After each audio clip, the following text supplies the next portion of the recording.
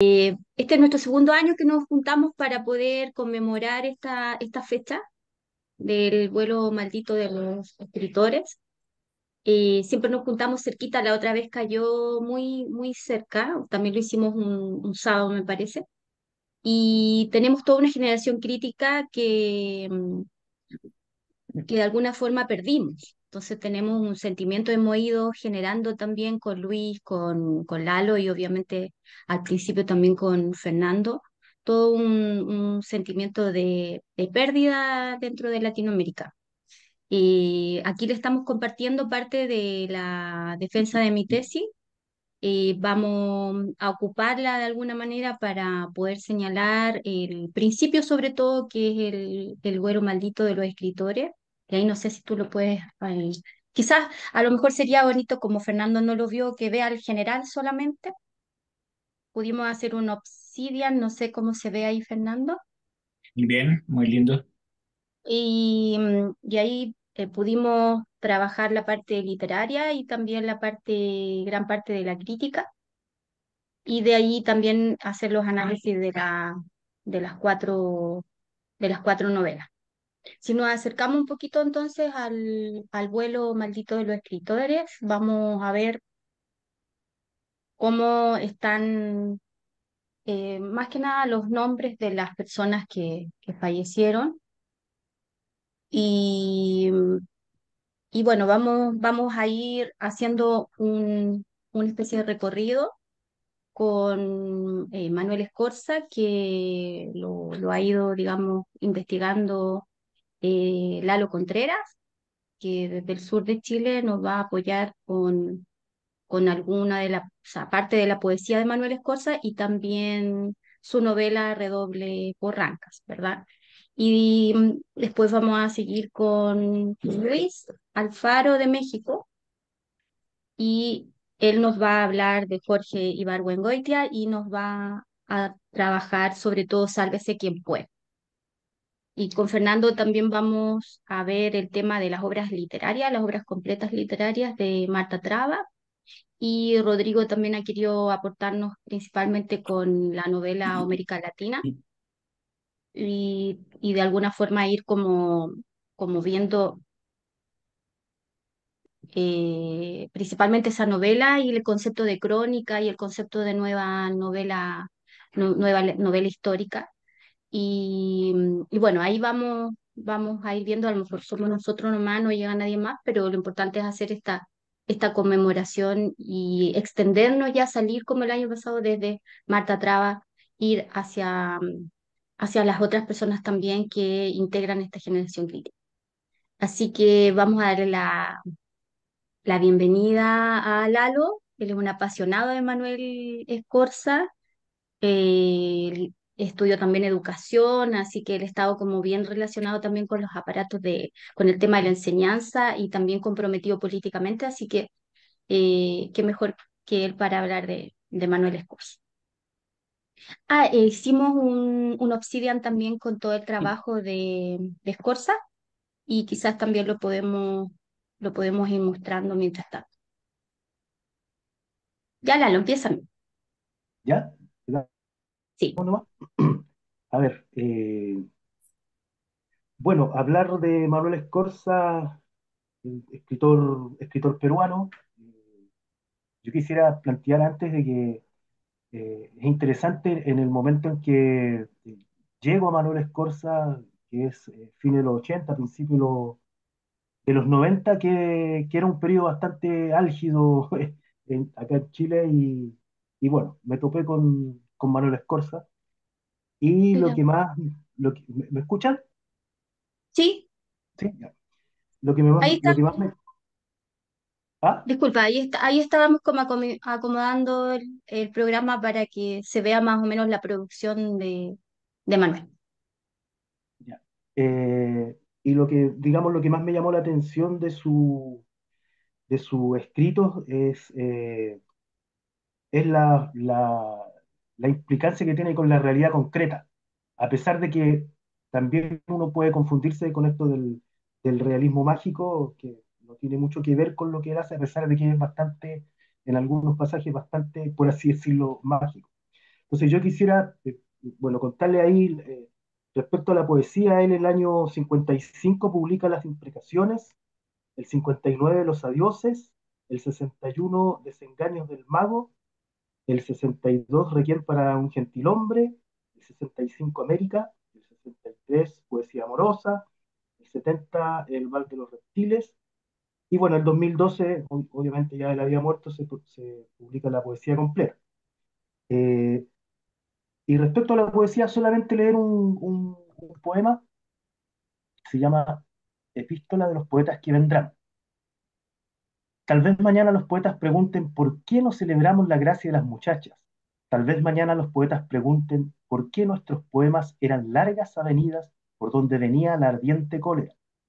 Yo respondo, por todas partes oíamos el llanto, por todas partes nos sitiaba un muro de olas negras. ¿Iba a ser la poesía una solitaria columna de rocío? Tenía que ser un relámpago perpetuo. Mientras alguien padezca, la rosa no podrá ser bella. Mientras alguien mire el pan con envidia, el trigo no podrá dormir. Mientras llueva sobre el pecho de los mendigos, mi corazón no sonreirá. Matad la tristeza, poetas. Matemos a la tristeza con un palo. No digáis el romance de los lirios. Hay cosas más altas que llorar amores perdidos. El rumor de un pueblo que despierta es más bello que el rocío. El metal resplandeciente de su cólera es más bello que la espuma. Un hombre libre es más puro que el diamante. El poeta libertará el fuego de su cárcel de ceniza. El poeta encenderá la hoguera donde queme este mundo sombrío. Es un poema de Manuel Escorza, que es uno de los poemas que a mí más me gusta. Pero yo entré en realidad a Manuel Escorza por una serie de novelas que se llama El ciclo de la guerra silenciosa y que está situado, digamos, en lo que es las matanzas, digamos, y las peleas de los comuneros peruanos contra en Cerro Pasco, digamos, contra la industria minera gringa, la Pasco Corporation.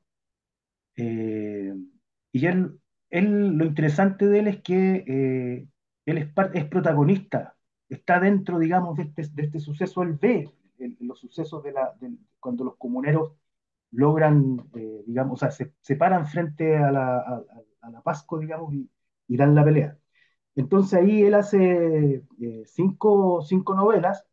eh, la primera es Redoble por Rancas, Historia de Garabón el Invisible, después El Jinete Insomne, Cantar de Agapito Robles y La Tumba del Relámpago. Son las cinco novelas que hablan de lo que es llamado la guerra silenciosa en el Perú. En Redoble por Ranca describe todo el proceso justamente de armar la pelea, precisamente en Ranca y en Huancayo, digamos, para enfrentarse digamos, a la multinacional gringa.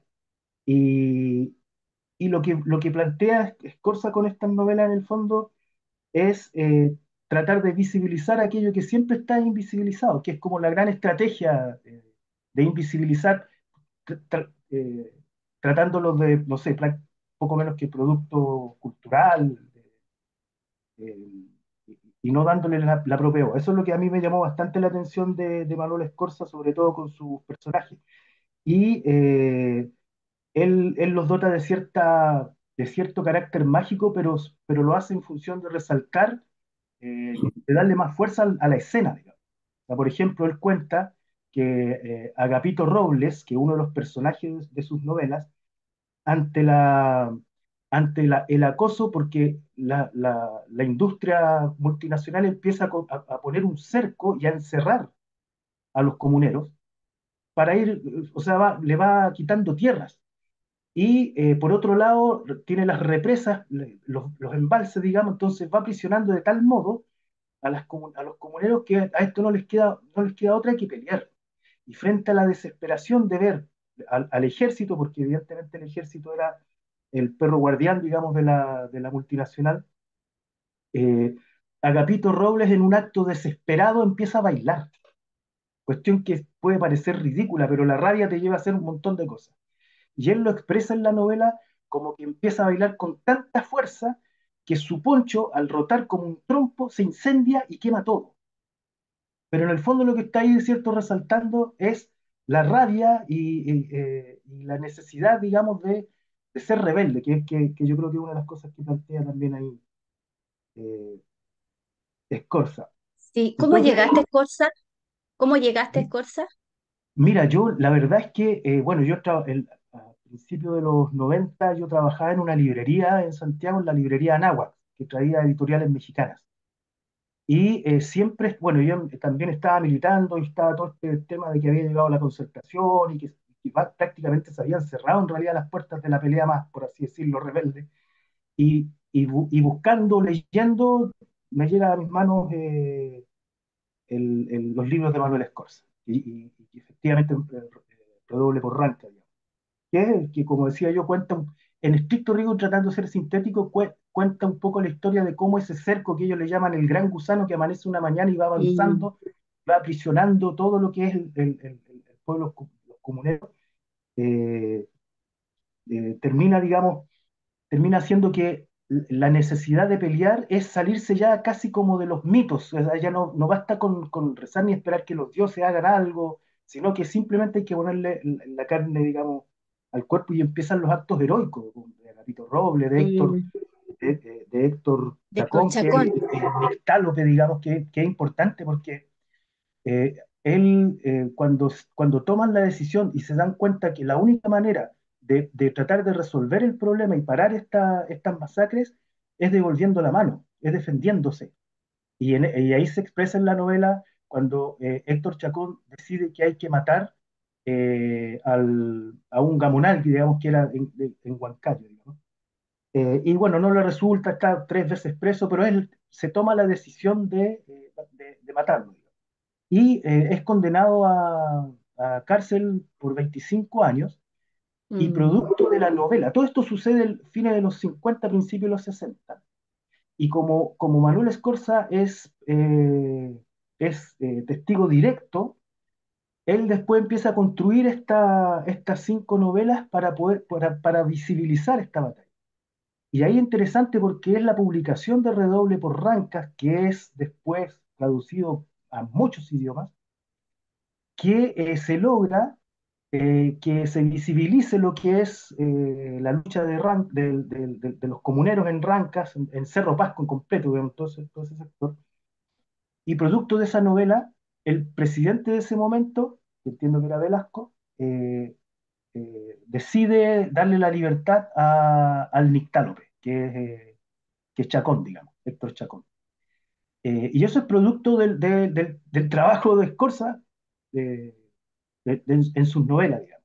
Y de hecho, Escorza cuenta que cuando Velasco decide hacer eso, le dicen a Manuel Escorza que qué es lo que él quiere y él dice, por favor, permítanme a mí ir a darle la noticia a Héctor Chacón a la cárcel. Y ellos habían dejado de ver muchos años antes, cuando ya estaba preso Héctor Chacón y Manuel Escorza lo va a ver y le dice que ya se despide, que ya no lo va a ver nunca más, porque a él también lo más seguro es que lo tomen preso, así que él va a tener que salir del país.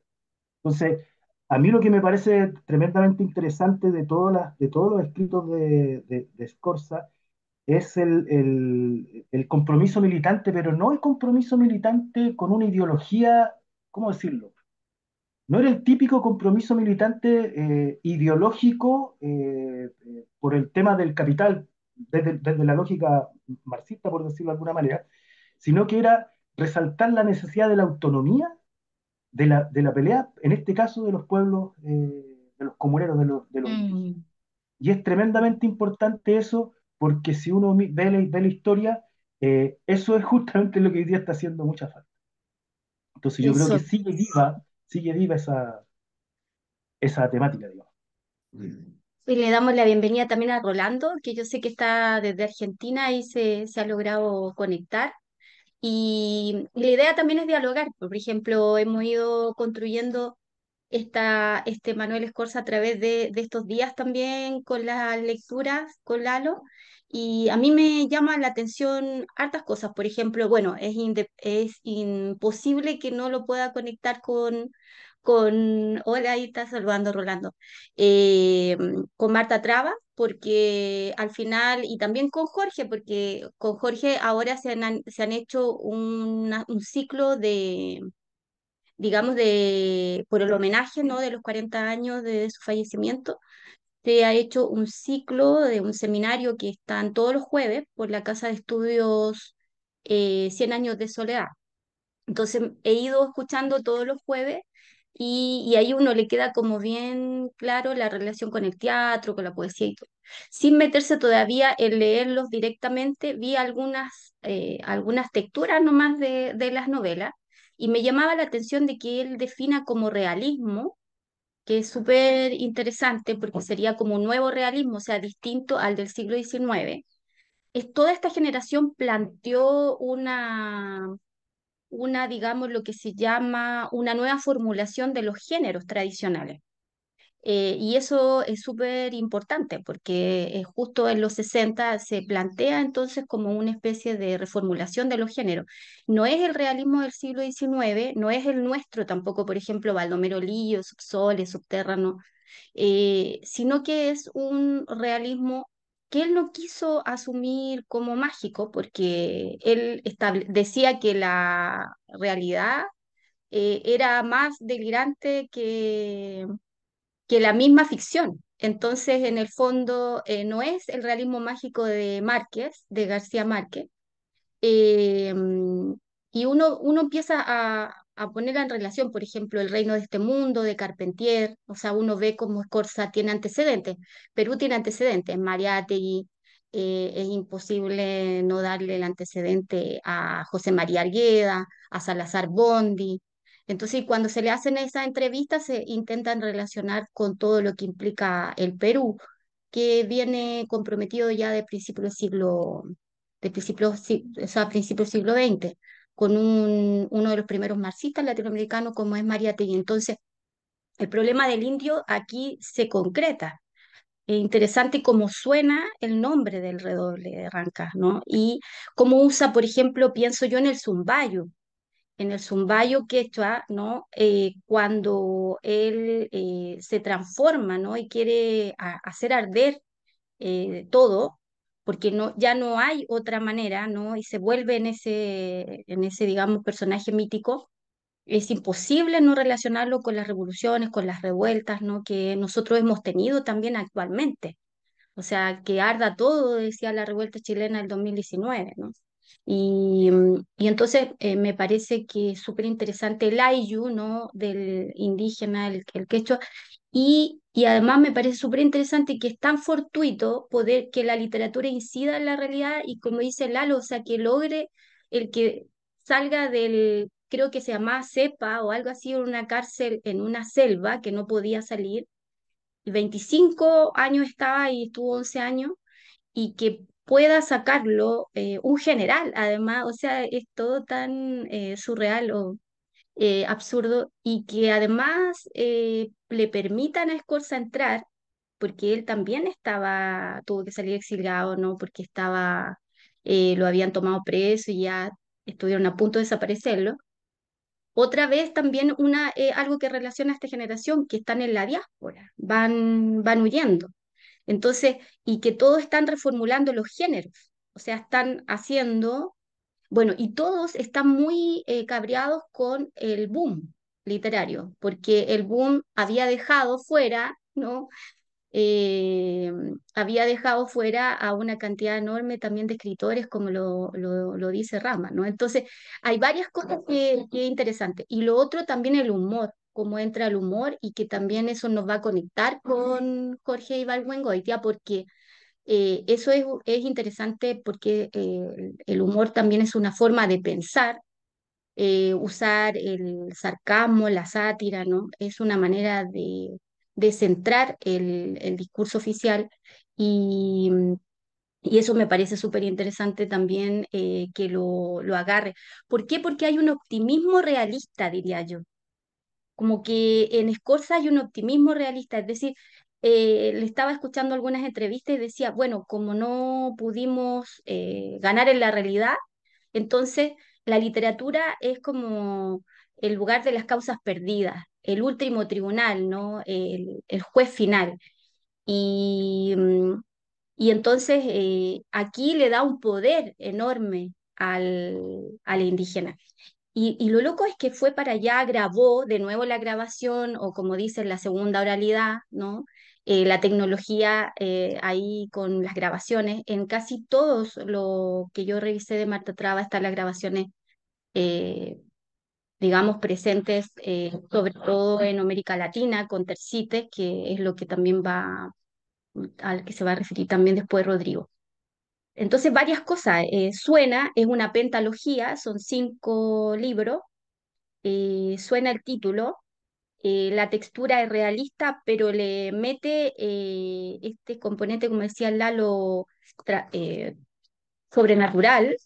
Sin embargo, el pacto con el lector es súper fuerte porque es un, pasa a ser prácticamente apostar a la verosimilitud.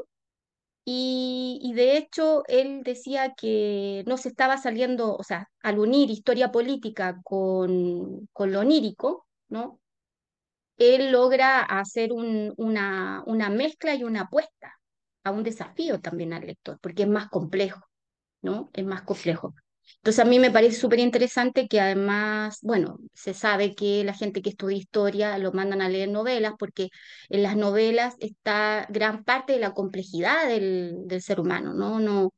No es todo blanco-negro, sino que hay un espesor grises. Entonces eso me parecía súper interesante y gana de seguir estos personajes que ya dejan de ser reales porque al final se vuelven ficticios y logran trascender ese pueblito de 50 casas y logra conocerse Ranca, se hace famoso ahí además Escorza, porque al final es una persona que dio a conocer en todo el mundo este espacio, este pueblo tan pequeño. En el tema de lo rural versus lo urbano también, ¿no? Eso es diferente también a Traba en ese sentido. Sin embargo, en América Latina también hay un desembarque en distintas zonas rurales.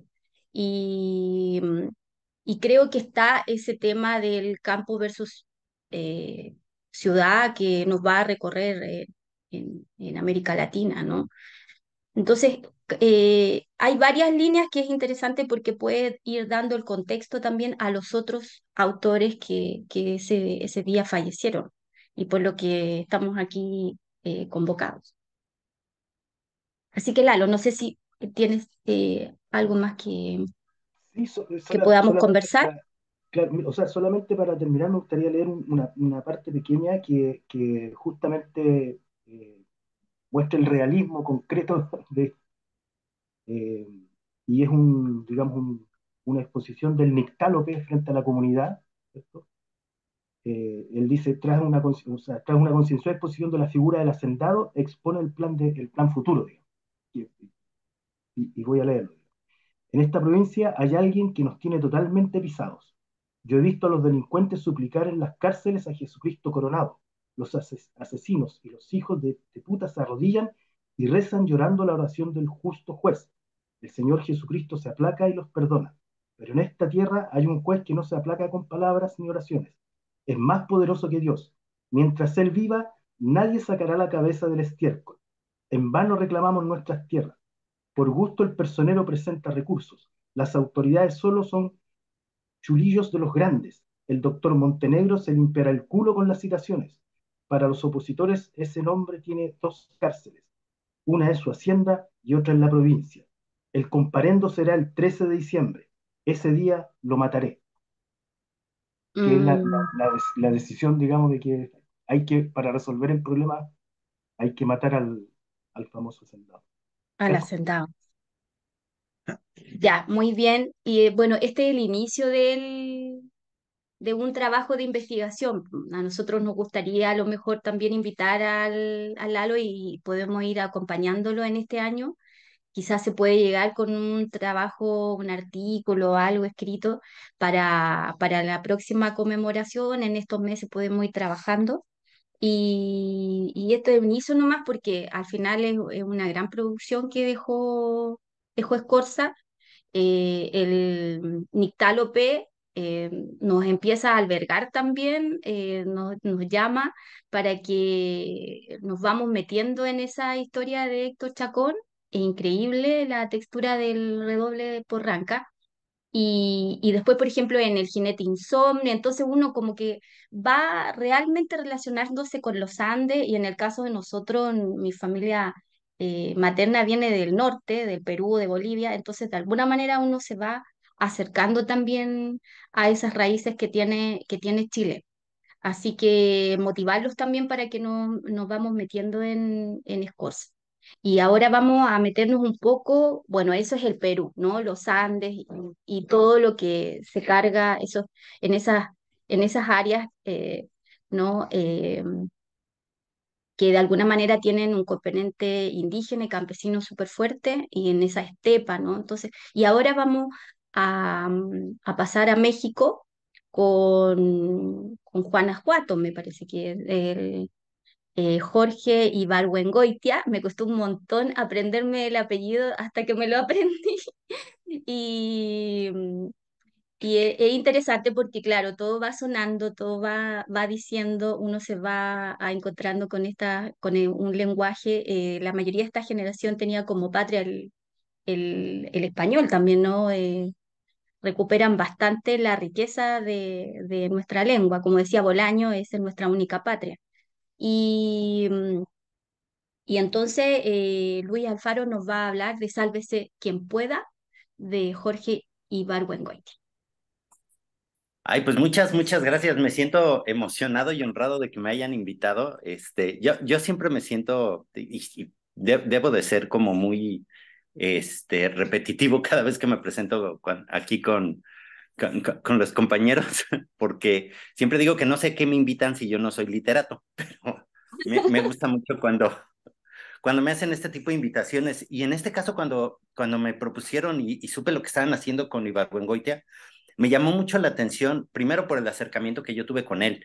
Eh, yo de formación soy psicólogo. Yo mi primer acercamiento que tuve con Ibargüengoitia fue en el bachillerato y fue una clase de literatura, y creo que a partir de esa clase de literatura entenderán por qué siempre me siento extraño cuando me invitan a estos eventos, porque yo conocí Los Relámpagos de Agosto de Ibargüengoitia cuando reprobé literatura uno. Pero debo de ser honesto, lo reprobé porque era muy flojo y yo no entraba a esa materia. Nunca me deberían de haber puesto una materia a las 7 de la mañana cuando todavía no había desayunado y yo quería ir a desayunar. Entonces, yo reprobé esa materia por faltas, y justamente Los Relámpagos de Agosto es una de las lecturas que tengo que hacer para pasar el extraordinario, y ahí sí debo de decir, paso el extraordinario con 9.5. Entonces, pues aunque tuve este malestar por mis tropiezos con la puntualidad, la verdad es que este texto me sirvió mucho porque para, para lo que yo estaba acostumbrado a leer de literatura, Relámpagos de Agosto en la adolescencia, en la juventud, a mí me sirvió como un bálsamo de encontrar un lenguaje, y creo que esa es la característica que tiene Ibargüengoitia, de un lenguaje poco estricto, muy sarcástico. Creo que esa parte del humor negro, creo que es una de las cosas que más distingue a Ibargüengoitia. Y justamente cuando estaba platicando con Karina de esto, era una de las cosas que yo le comentaba, porque le decía que para mí en ese momento no había encontrado una escena literaria fuera de Los Relámpagos de Agosto que planteara una escena tan absurda de la Revolución Mexicana como es un tren que se estrella porque alguien por un enojo lo dejó caer. O sea, nada más lo resumo así de una manera como muy rápida. Pero la verdad eso fue algo que me acercó mucho a Ibargüengoitia, que no había encontrado yo esa capacidad. Y de ahí después fue descubrir su parte periodística, que más que periodística, yo pensaría que es incluso más ensayística, porque es mucho que él plantee esa parte de su opinión y de sus puntos de vista, también en una época muy de la década de los 60, que al menos en México era un dominio mediático por parte del Estado muy fuerte, y que de repente encontráramos una persona que contraponía al Partido Revolucionario Institucional en México, era algo bastante interesante y fue algo que Jorge no dejó de hacer a lo largo de los años. Siempre lo supo hacer de una manera sarcástica, de una manera humorística, que yo creo que eso era lo que lo salvó de esa crítica social, ¿no? A diferencia de otros autores mexicanos, creo que eso fue una de las cosas que le salvó y creo que de ahí es de donde viene la parte que yo elijo estar proponiendo platicar sobre Sálvese quien pueda, porque Sálvese quien pueda es una recopilación que reúne de la mano y de una selección que hace el propio Ibargüengoitia, sus trabajos periodísticos, sus trabajos ensayísticos, una obra de teatro, y creo que le permite como tener todo este panorama muy amplio con respecto a lo que es su obra, que creo que también vale la pena contextualizar. Eh, Él es uno de los que forman parte o que se encuentran inmersos en esta etapa del boom latinoamericano, pero que no pertenece a la generación del boom latinoamericano. Él no es Carlos Fuentes, él no es García Márquez, y entra como que en el soporte que viene posterior, ¿no? Yo diría que incluso entra en esa parte muy similar a la par de Rosario Castellanos, a la par de Jaime Sabines, creo que también entra en esa cuestión, incluso con José Emilio Pacheco, creo que da la posibilidad de empezar a crear una nueva escritura, al menos en México, pero que esa parte del humor es lo que lo termina distinguiendo hacia los demás, ¿no? Es el humor y la parte de los detalles. Creo que esa es una de las partes que más me gusta analizar y trabajar dentro de la obra de Ibargüengoitia, ¿no? Porque es esta parte que él está planteando en algunos de sus textos, ¿no? Hay un texto, un pequeño texto muy específico que habla de las personas que sufren insomnio, que son tantas que deberían de juntarse a hacer una revolución. El problema es que se quedan dormidos, ¿no?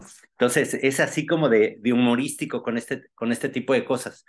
Y una de los detalles que a mí me llama mucho la atención es justamente la capacidad que tiene de ser tan amplio, ¿no? Yo de los autores más o menos como contemporáneos a esa época, yo ubico a Ibargüengoitia y a José Emilio Pacheco en México, pero creo que tienen muchas diferencias. José Emilio Pacheco, a quien también en alguna ocasión tuve la oportunidad de escuchar en vivo, eh, plantea mucho su obsesión por la perfección, ¿no? Él decía que en algún momento a él le propusieron hacer una recopilación de todas sus obras y decía que era lo más enfermo que podía hacer, porque cuando las iba a revisar, las iba a corregir. Entonces, creo que es una de las cosas que también tiene Ibargüengoitia, que no tiene problema en estar escribiendo y en estar planteando sobre la vida cotidiana. Pero ahí viene también la contextualización que yo haría de Ibargüengoitia. A pesar de que es guanajuatense, que en el caso de México, Guanajuato es una provincia, es un estado que se distingue mucho por ser conservador, en sus textos no es tan conservador Ibargüengoitia. Y creo que eso influye mucho por la temporada y los años que llega a vivir también en la Ciudad de México. Creo que esa es una de las cosas que tiene también como muy descriptivas, ¿no? Ahorita en esta parte que planteaba sobre el humor y sobre esta cuestión como más, pues, ¿cómo decirlo? Como más informal, que comentaba ahorita también Karina, tiene que ver mucho con que vive en la Ciudad de México y creo que esa es una de las cosas que ahorita el ciclo que se está organizando de la mano de Juan Villoro, no podría ser otra persona la que lo estaría organizando. Juan Villoro también es muy capitalino, a pesar de que tiene un bagaje muy amplio, es muy capitalino, es muy chilango, pero creo que ahí viene su emparejamiento con Ibargüengoitia, ¿no? Ibargüengoitia tiene un texto que incluso se llama Instrucciones para vivir en la Ciudad de México, ¿no? Entonces, creo que es esta parte de la influencia que ejerce la ciudad para poder escribir sobre ella, ¿no? Cómo armar crucigramas, cómo plantear cosas tan sencillas, es lo que hace de repente Ibargüengoitia en sus textos, ¿no? Y me gustaría como también puntualizar esta época a la que pertenece Ibargüengoitia con un pequeño texto que viene justamente en Sálvese quien pueda, que habla sobre las mujeres, porque a mí me llama mucho la atención la mirada que de repente se tiene y que se interpreta de Ibargüengoitia en la época actual. Hay una cuenta de Twitter, ahora X, que se llama Jorge tenía razón. Y es justamente todos esos pequeños aforismos que fue escribiendo en algún momento Jorge y que han sido retomados para hacer críticas y hacer comentarios sociales, ¿no? Y me ha llamado mucho la atención cómo de repente se ha interpretado esto que él plantea sobre las mujeres, que es el texto que les quiero leer. Dice: las mujeres como individuos son muy necesarias y pueden parecernos admirables, fascinantes, incomprensibles, insoportables, etc. Consideradas como grupo social, en cambio, resultan desafortunadas y ligeramente patéticas. Se quejan de todo, de sufrir más que los hombres, de trabajar más que ellos y, paradójicamente, de no servir más que de adorno. Una de sus grandes esclavitudes es la obligación de ser bellas. El concepto de belleza femenina aceptado por una cultura determinada va variando con la moda, pero siempre está equivocado. En algunas sociedades se acostumbra a ponerles a las mujeres platos entre los labios para dejárselos flojos y volverlas más atractivas. En otra, meterles los pies en hormas para que se les hagan cuadrados. En otras, plancharles el pelo para que parezcan lacias. En otras, pintarlos de rubio para que parezcan güeras. En otras, fajarlas para que parezcan flacas. Y en otras, ponerles postizos para que se vean más gordas. El resultado de estos trabajos es casi siempre lamentable. Hojear un catálogo de bellezas pasadas de moda o de otra parte del mundo es, por lo general, tan estimulante como ver fotografías de presidentes municipales. Pero estas son las mujeres en bola. Cuando un hombre llega a su casa, le cuesta trabajo entender que las mujeres de su familia, aquellos seres que ve allí sentados tan tranquilos, tan seguros de sí mismo, forman parte de un grupo oprimido, explotado y postergado por hombres. Entonces, creo que una de las cosas que me agrada también mucho de los textos de Ibargüengoitia es esta capacidad que tiene de entender el mundo desde muchas perspectivas. A mí me llamó mucho la atención que debo decir que siempre que vengo a hablar de literatura aquí me tengo que reforzar para sentirme un poquito más seguro por la explicación que ya di de introducción. Y una de las cosas que me llama la atención es que justo sobre este tema de sálvese quien pueda, me encuentro dos hombres que hacen comentarios muy misóginos, tomando como referencia las mujeres de Ibargüengoitia en contra de las feministas. Y creo que, al menos desde mi interpretación, como alguien que como psicólogo también trabaja temas de género, están de lo más equivocados, porque creo que una de las cosas que está planteando aquí es justamente estos temas de las diferentes formas en que se están viendo las mujeres y que de alguna manera también está poniéndolo de una perspectiva completamente crítica ante la forma en que se ve, en este caso, el estándar de belleza en particular. No está hablando propiamente de la lucha feminista, está hablando de una crítica social de una manera bastante amplia. Quien lo quiera reducir como una crítica al feminismo, híjole, no está entendiendo ese párrafo en particular que habla justamente de la capacidad que tuvo Ibargüengoitia de hacer una investigación solo para ese texto. Y que creo que ahí es donde viene su parte periodística. Y creo que, lo decía hace un momento, creo que de ahí es de donde viene la mano de que no habría otra persona que estuviera organizando este encuentro que Juan Villoro. Porque Juan tiene también esta formación periodística, es también un chilango empedernido, también es una persona que le encanta estar hablando de la Ciudad de México y que obviamente una de sus referencias es Jorge. Creo que esta capacidad que tenía Jorge de llegar a esos niveles de crítica, creo que es muy necesaria, ¿no? Yo tengo un texto que, bueno, en alguna ocasión leí un texto, sé que lo tengo guardado y sé que lo compartí en alguna ocasión en la cuenta de Artesanamente, pero ahorita para este encuentro no lo pude localizar para leerlos textualmente, pero tiene que ver justamente con esa crítica política que también incluía a Jorge, ¿no? Él plantea un escenario donde hay un pequeño kiosco en México, en Coyoacán, uno de los barrios más tradicionales y más culturales que tiene la ciudad, y él hace el planteamiento de un pequeño mitin político de un candidato independiente que se va a postular a la presidencia y que en ese escenario está haciendo la crítica al PRI, al Partido Revolucionario Institucional, que gobernó a México por más de 70 años.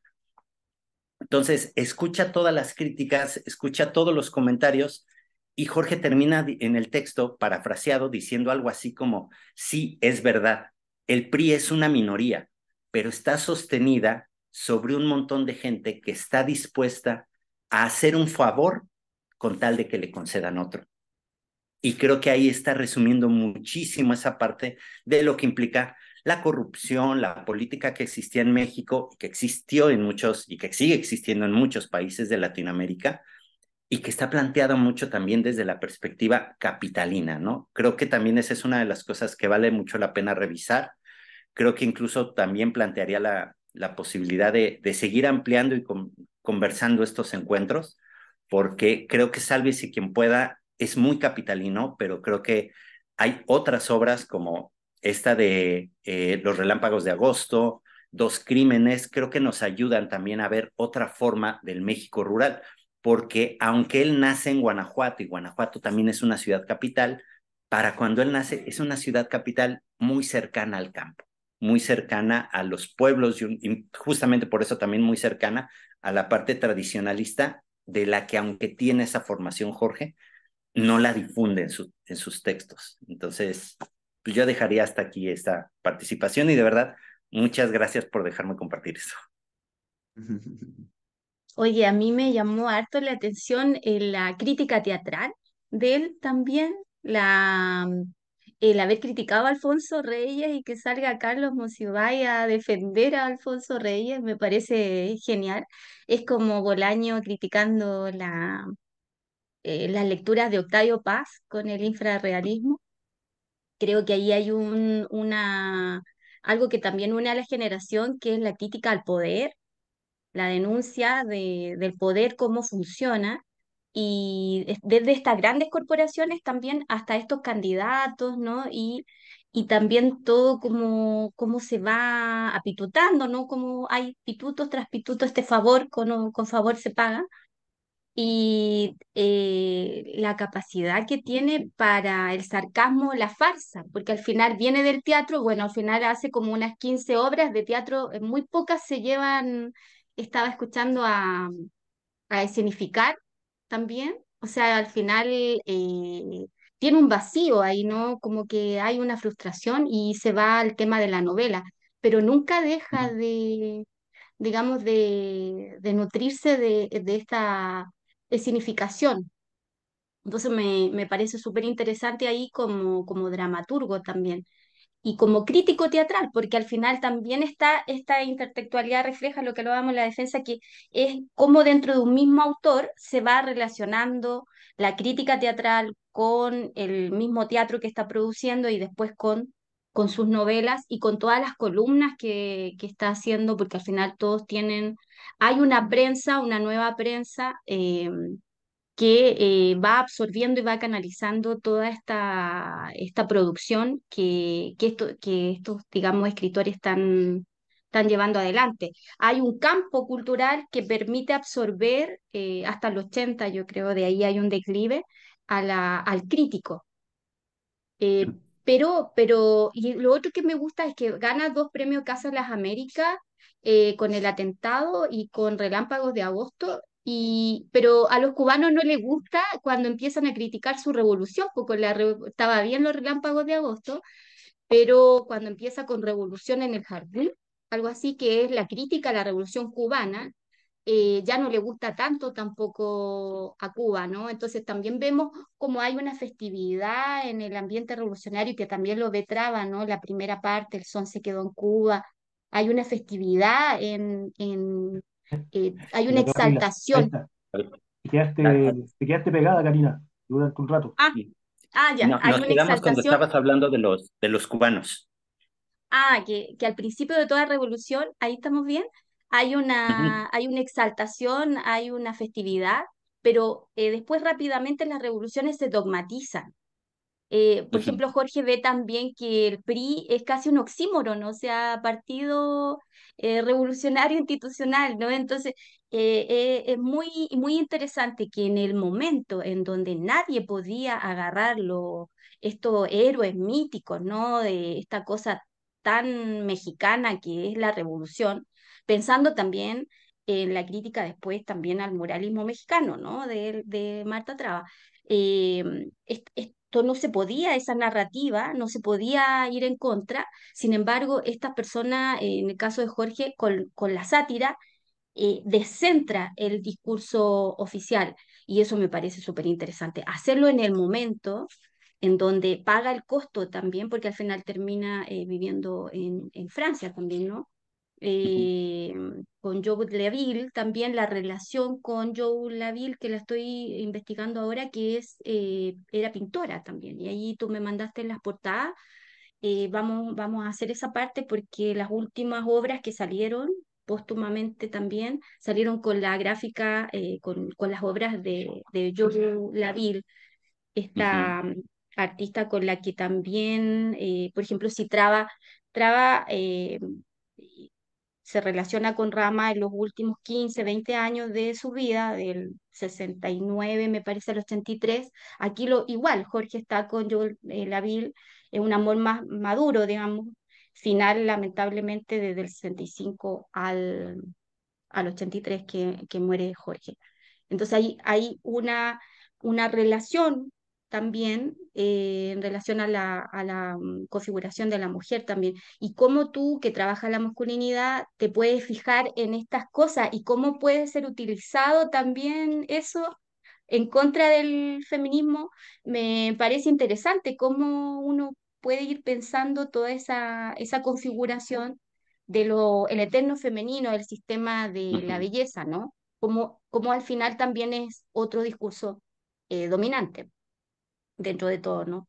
Entonces, bueno, vamos entonces a pedirle a Fernando si anda por ahí para que nos hable también no sé si lo puedes aumentar, de las obras completas de Marta Traba, Sí, para ya después pasar al tema ¿cómo se llama?, de Rodrigo también con América Latina y ahí lo vamos enlazando.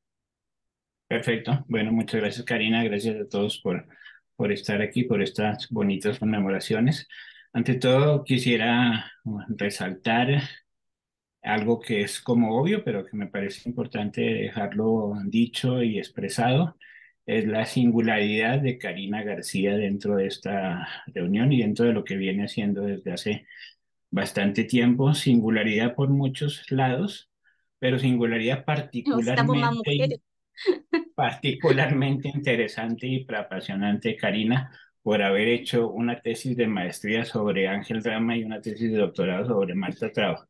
Es una singularidad absolutamente única, por supuesto, no solo en América Latina, sino en el mundo. No hay ninguna persona que conozca mejor la conexión entre esos dos grandes críticos latinoamericanos que Karina, y es algo bastante espectacular y creo que eso le dará ya la tiene, pero le dará aún más una fortaleza muy, muy grande en el futuro a este ejercicio que está haciendo Karina de recuperar las generaciones críticas y el pensamiento crítico en América Latina, como veíamos con Lalo y con Luis, enormes variedades de la crítica desde el punto de vista de la política, desde el punto de vista de la sátira, desde el punto de vista de Rama y Traba, desde la conceptualidad muy alta que tuvieron de América Latina. La visión latinoamericana de ellos es realmente excepcional y esa singularidad que tuvieron, verla ahora resaltada en una persona me parece algo muy bonito y son esas cosas que suceden a veces en la vida y creo que eso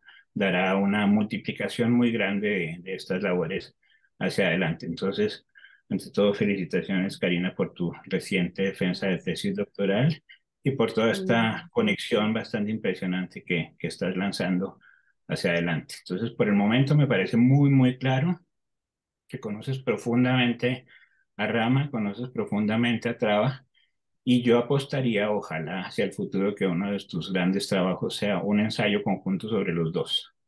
Eso no existe aún, no, nadie los ha pensado de manera seria, de manera conjunta a lo largo de mm, una monografía grande. Ha habido cosas pequeñas, hubo un trabajo de Ana Pizarro muy bonito sobre la correspondencia de Marta y mm, Ángel, y hay un sí. ensayo mío, el Premio Latinoamericano de Ensayo Siglo XXI, donde ellos dos se conectan, pero en medio de muchas otras conexiones, entonces realmente no hay un trabajo profundo, serio de conexión entre estos dos personajes, que pues Mm, obviamente además de ser pues grandes compañeros en el final de su vida, pues son grandes personajes que van paralelamente y empiezan a conectarse de pronto en estas series maravillosas que hacen al final. Y pues yo le apunto a eso, Karina, ojalá yo le apunto que de aquí a 5 años tengas un gran libro sobre Traba Rama. Espero que eso suceda, Karina. Sí, sí, Bueno, digamos, es como una deuda, ¿no? ok, Como que eso hace sucede. falta, Eso sí. sucederá, estoy convencido que suceda. Entonces yo les voy a presentar muy brevemente, si me dejan compartir las pantallas. Primero que todo, la exposición que se hizo sobre mi madre en la Universidad de los Andes, en el centenario de su nacimiento, que correspondía con los 40 años del accidente también.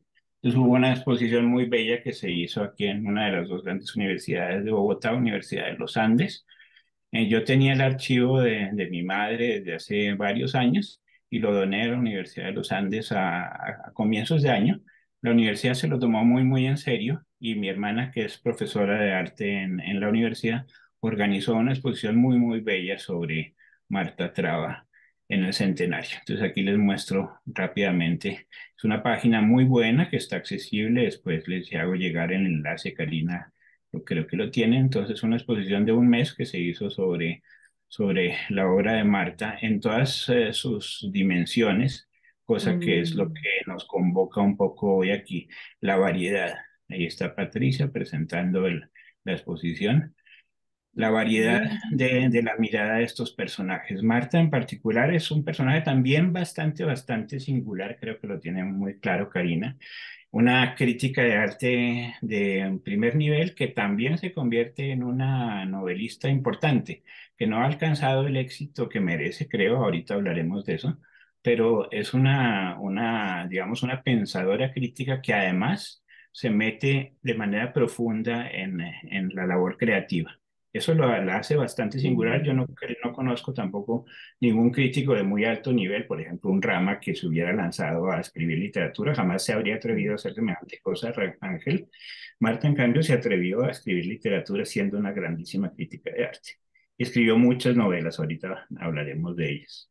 Acá están viendo parte de la exposición del centenario, que fue una exposición muy bella, con los manuscritos del archivo, con todos los textos, fotos, cuadros, su pinacoteca, una exposición grande, mm. bella, sobre la cual está en proceso de realizarse un catálogo. Eso, digamos, será lo que quedará, pero también quedaron dentro de las múltiples expresiones que se hicieron. Ahí ven, por ejemplo, parte de los muchos manuscritos organizados y ya clasificados dentro del archivo. También quedaron una buena serie de conferencias muy buenas sobre Eso. Marta y la historia del arte, Marta y la literatura, Marta y la Mm. docencia, Marta y las diversas ramificaciones del pensamiento de Marta. Ahí están todas esas conferencias fácilmente accesibles por la página de la universidad.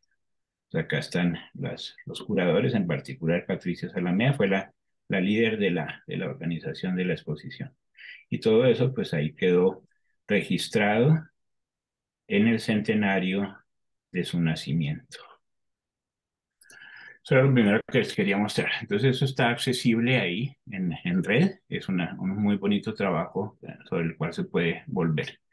Y ahora muy brevemente les presento la otra cosa que quería, Karina, que yo les mostrara, que es la preparación de las obras completas literarias de Marta que estoy organizando con mi universidad, la otra universidad importante de Bogotá, la Universidad Nacional de Colombia. Estamos planeando para publicar el año entrante la obra literaria completa de Marta.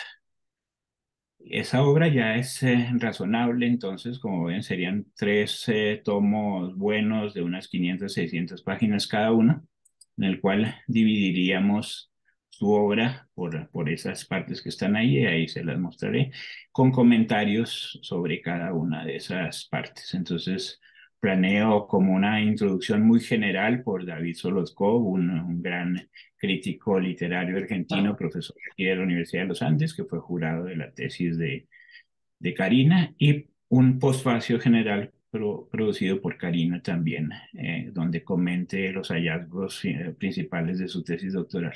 Entonces, una gran entrada con Solodkov, una gran salida con Karina, y en la mitad todas las obras literarias comentadas muy brevemente.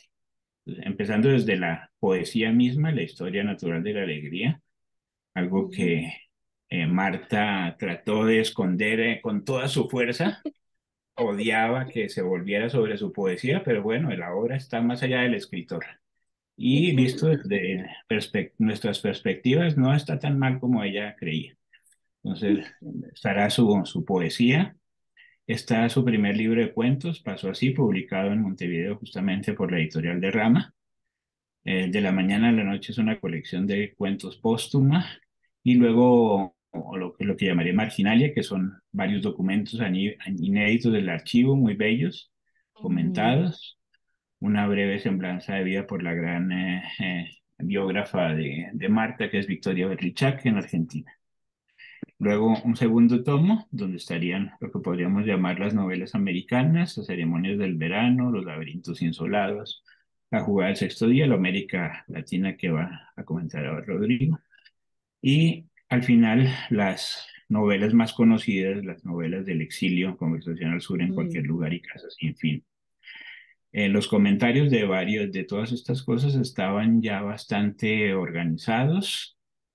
Camilo Hernández, David Soroco ya lo he mencionado, Camilo Hernández es un profesor de literatura muy bueno aquí en la universidad que se ha dedicado a recuperar en parte el legado literario de Marta. Patricia Salamea es la organizadora del archivo Marta Traba junto con María Juliana Vargas, Victoria Belichak, la biógrafa de Marta, las ceremonias del verano, comentadas por Solotkov, Los laberintos insolados por Camilo Hernández, que acaba de hacer una nueva publicación de la novela. mm. Francisco Montaña es un especialista en literatura latinoamericana aquí en La Nacional, que va a hablar de la jugada del sexto, va a escribir sobre la jugada del sexto día. América Latina son breves, muy breves comentarios, o sea, realmente lo que quiero es que el texto sea lo fundamental y que los comentarios Mm, indiquen un sí. poquitico al lector hacia dónde van las cosas. Y al final me tocó a mí, pero en realidad yo no quería estar ahí. Yo le había solicitado a Ana Pizarro que escribiera los comentarios de las últimas tres novelas, pero me dijo que ya está un poco enferma y que tiene muchas otras ocupaciones, entonces desistió. Y bueno, pues me va a tocar a mí, pues no, tampoco tengo mayor problema en hacerlo. Entonces yo haré los comentarios de las últimas tres novelas. Y Karina nos regalará un resumen bastante sintético de su tesis doctoral. Esto Qué entonces nervios. espera salir a mediados del año entrante. Es algo que estaba como hace mucho tiempo estaba por realizarse. Porque si Marta es muy claramente reconocida como crítica de arte fundamental para el modernismo latinoamericano, en cambio su literatura está completamente olvidada, desafortunadamente. En buena medida, ¿por qué? Por una paradoja extraña que ha sucedido.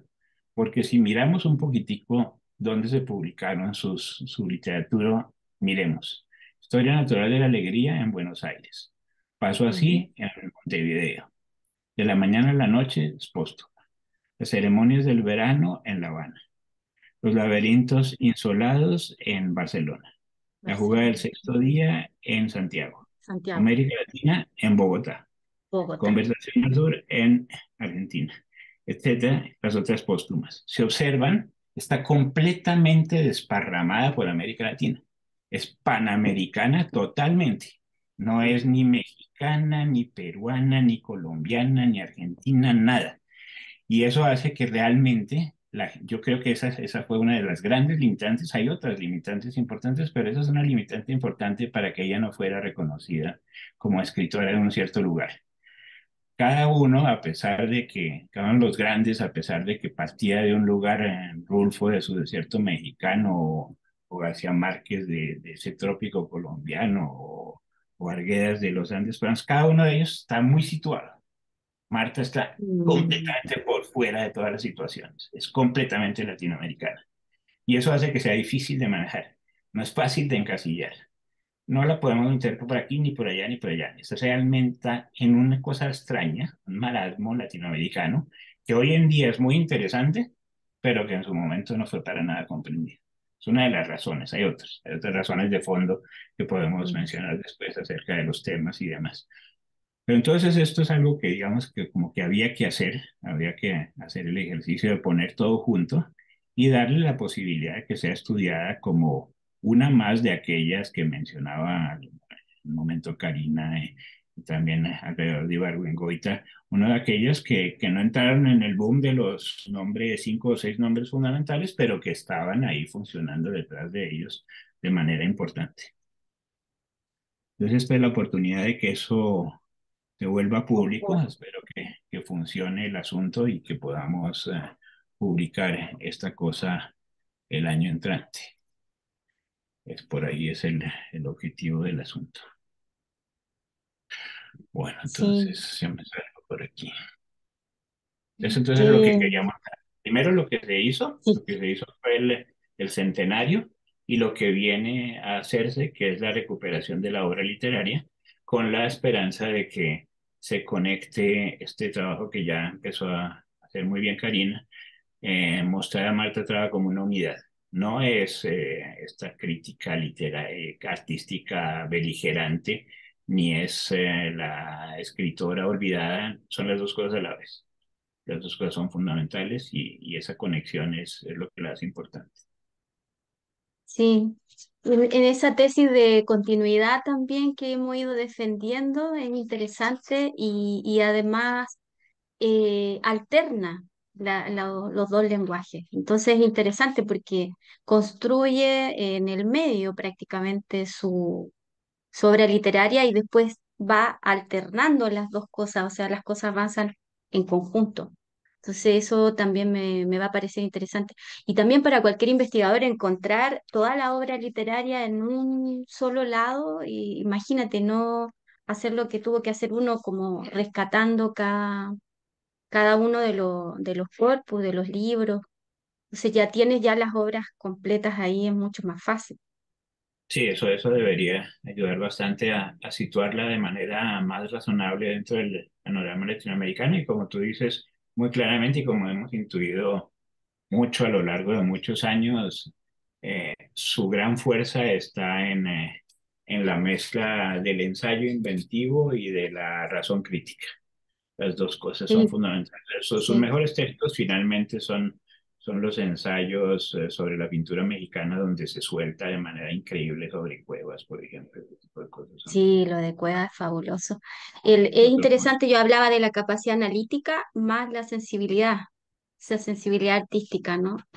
Como que las dos cosas juntas para poder hacerlo, y eso es difícil lograrlo. Así Sí, que va a ser bueno también. Bueno, y la recuperación también de las cartas que Patricia Salamea está haciendo, ¿no? De Marta Traba a José Luis Cueva, eso también nos va a ayudar. eso también es muy bonito. Sí, esa colección de cartas también la tuvimos con mi hermano mucho tiempo y también entonces la donamos en un cierto momento. Son unas 30 cartas de Cuevas a Marta con dibujos, todas dibujadas, hermosísimas, en las cuales pues Qué ellos bueno. hablan de su complicidad. Y hay una edición entonces ya que está casi por terminarse, donde aparecerá en una página el facsímil de la carta, luego la transcripción y un comentario crítico, y así con cada una de las cartas. Eso debe salir también el año entrante. Qué bueno eso, porque de nuevo el enlace entre arte y literatura, que al final Sí, es una cosa constante en toda esta generación. Pienso también ¿cómo se llama? Estaba viendo la relación entre Jorge Ibargüengoitia y Luis García Guerrero. Y Luis García Guerrero es rescatado en la zona del silencio por Marta Traba como uno de los artistas que no estaba haciendo lo del muralismo mexicano, sino que tenía su propia producción autónoma, como una órbita propia y todo.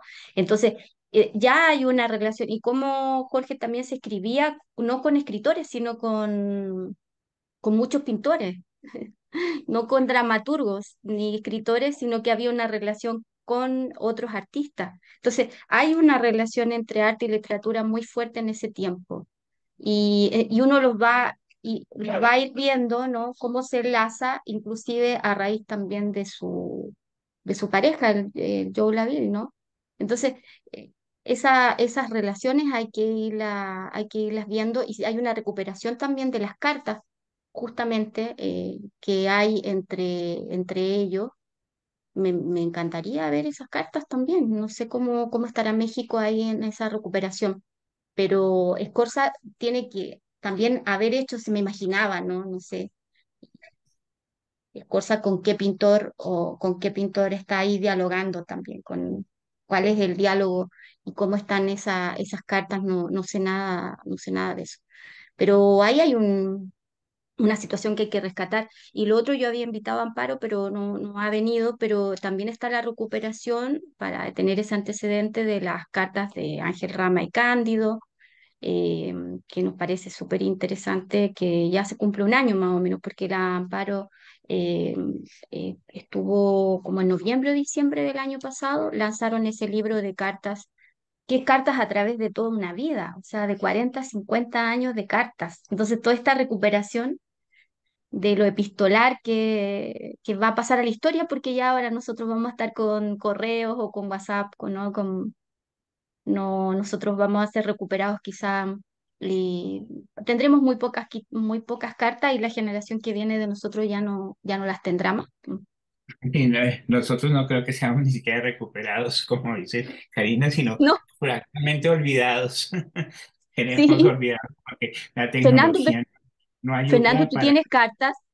Fernando, tú tienes cartas Yo tuve cartas, pero ya desafortunadamente no. Ya la tecnología nos ha acabado completamente y solo escribimos por mail. completamente. A ¡Oh, veces qué loco! escribimos mails largos, pero igual eso se pierde, eso no hay modo.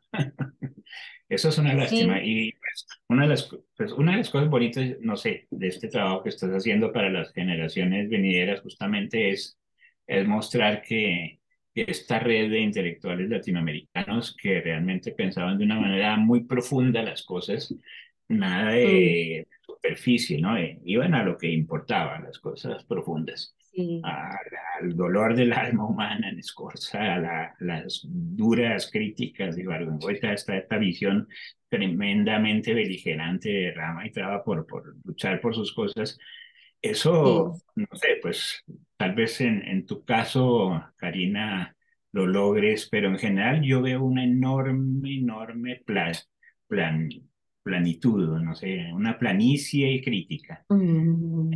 Antes veía maestros críticos duros que me indicaban el camino.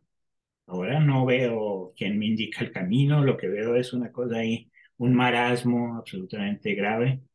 No sé Todo qué muy piensas, superficial. qué piensan ustedes los demás.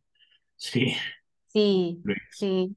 Hace falta eso. Es como desesperanzador, ¿no? es Así bastante que triste. triste. Bueno, vamos. Luis quería comentar algo, creo.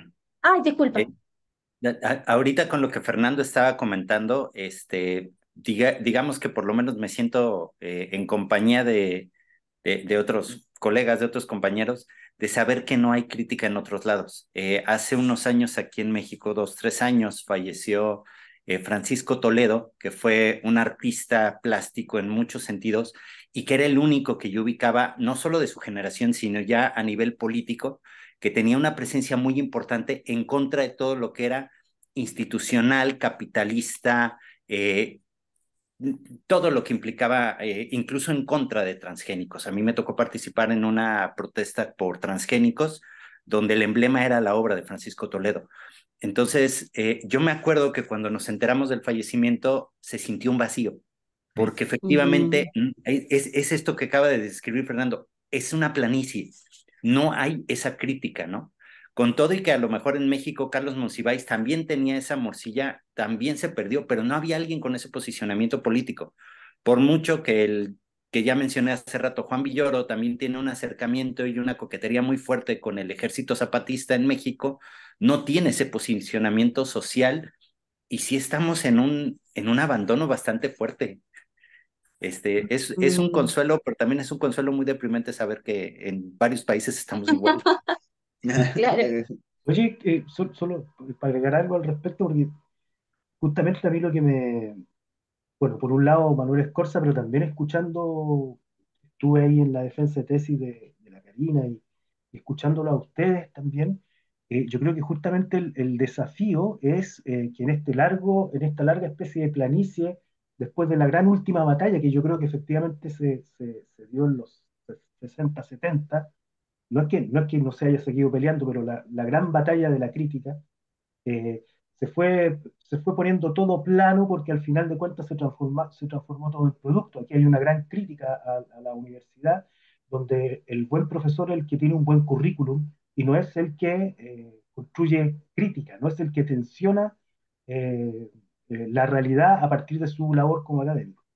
Eh, Me parece que justamente por todos lados uno empieza a sentir que no va a haber alguien que esté en algún lado direccionando hacia dónde vamos, sino que más bien parece que vamos a tener que ser nosotros mismos, plantearnos ese desafío en términos colectivos, no solo individuales, sino que en términos colectivos, que es un poco la enseñanza que al menos yo rescato de Scorza, digamos, de cómo él al plantear toda la gesta, toda la épica de la batalla de los comuneros, en el fondo lo que está diciendo la crítica de verdad, la crítica que rompe la raíz, que va al fondo, es con el cuerpo, un poco lo que dice David Viñas también, digamos. Rodolfo Walsh, qué sé yo, Paco Urondo y tantos más, digamos. Eso. Sí, sí, hay siempre los argentinos ahí como antecedente. Bueno, vamos a ir terminando con Rodrigo. Rodrigo va a terminar con América Latina para yo no seguir la tesis. Él ese día quería intervenir en mi defensa y no pudo. Y tiene hartos comentarios que hacer sobre América Latina. Le gustó mucho esa parte, así que te dejamos a ti, pero... Hola, Ahí. ¿cómo están? ¿Cómo han estado? Ya, mira, bueno, lo que quería poner, digamos, lo que me llamó la atención, digamos, de América Latina, digamos, es el subtítulo que es Crónica, ¿no? Eso está cifrado, entonces. em, lo que quise hacer fue como cruzar el tema de la novela con algunas de las nociones de la nueva novela histórica o eh, digamos, que ha recibido varios nombres como ¿no? Metaficción historiográfica, nueva novela, la nueva novela histórica, la narrativa. eh, Hay varios autores, digamos, que han trabajado el tema, entre ellos Semer Menton, Fernando Moreno Turner. eh, y bueno, empecé a leerla, empecé a investigar. Y lo que me llama la atención es como la conformación, es cómo está conformada la novela. Y la novela no está conformada en varios capítulos, ¿no? Y cada uno de estos capítulos no representa un testimonio o una voz, ¿no? Y lo que más me llama la atención es cuando empieza la novela, ¿no? Dice como el primer texto de la novela, es como un pretexto, dice el viejo abusó del oído, ¿no? Y este viejo que abusó del oído es como un personaje que está en un espacio, ¿no? Dice que aportó un mechón de pelo largo y sucio para pegar la oreja contra la madera, pero no ya oyó nada más. Serían de nuevo alucinaciones. Trató de pensar cuándo fue la última vez que recibió un paquete de informes, pero cada vez que intentaba atrapar un recuerdo lo acosaba un tumulto de fragmentos, fechas, gentes y caras. Y todo terminaba siempre en aquel mar sin límites, hundiéndose en oscuridades siempre más densas. ¿Mm? Y después como que está ahí medio perdido y se miró a su alrededor buscando el modo de volver a tumbarse sobre el sillón de terciopelo. Pilas de papeles, hojas, cuadernos, llegaban casi hasta el techo. Sí, en la época que le temían había tenido muy buenos informantes. Los empujó fuera de los barcos, los arrojó sobre ese paraíso sangriento. No le interesaba para nada los que habían muerto, sino los que volvieron, una y otra vez, convertidos en sus ojos y oídos, fascinados por el poder indescifrable que él representaba. ¿No? Recordó con un escalofrío que del otro lado de la puerta, en las gavetas de los corredores, se hacinaban centenares de grabaciones. Y por suerte las ratas no comían las cintas de plástico. Entonces, aquí no estamos confirmando, se conforma, vamos, en la primera, el tema del archivo, ¿no? Esta escena es muy parecida a una película que se llama La isla de Pascali, ¿ya? Que sale Ben Kingsley, y es sobre un funcionario del Imperio Otomano que vive en una isla perdida del mar Egeo, digamos, y que hace 20 años que está ahí y escribe informes al sultán, ¿ya? Informes, ¿no? Que nadie lee, ¿ya? Porque en esa isla nunca ha pasado nada, digamos, de notar, porque él es como un espía, una suerte tiene que estar ahí. eh. Entonces, aquí tenemos entonces el tema, es como el archivo, pero el archivo, claro, el tema aquí, después este viejo se le da el nombre de almirante, y eso nos tira al tiro, digamos, a Colón, al arpa y la sombra de Carpentier, ¿no? Crónicas de India. Claro, ¿no? Y estos informantes, ¿no? Que son los últimos que tiene al parecer, ¿no?